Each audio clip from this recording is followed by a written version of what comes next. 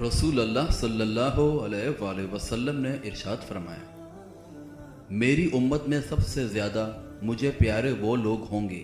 جو میرے بعد آئیں گے، لیکن ان کی تمنا ہوگی کہ کاش کہ اپنے گھر والے اور مال کے بدلے میرا دیدار کر لیں۔